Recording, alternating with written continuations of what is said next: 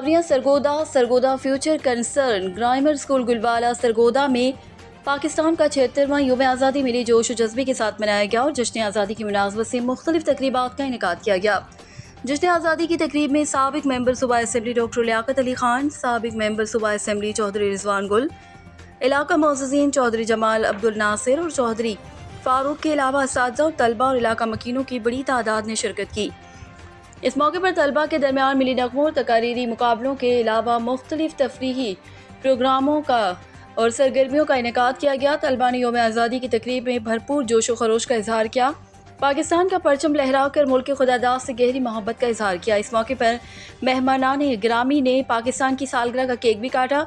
इस मौके पर डॉक्टर लियाकत अली खान और रिजवान गुल ने बच्चों की सलाहियतों को सराहते हुए कहा कि बच्चे किसी भी कौम का कीमती असासा और कौम के महफूज मुस्तकबिल के ज़ामिन होते हैं। उन्होंने मज़ीद कहा कि बच्चों में अपनी धरती के लिए पाई जाने वाली मोहब्बत काबिल सताइश है। योम आज़ादी पाकिस्तान की मुनासबत से फ्यूचर कंसर्न ग्रामर स्कूल गुलवाला की जानिब से रैली भी निकाली गई, जिसमें बड़ी तादाद में शुरका मौजूद थे।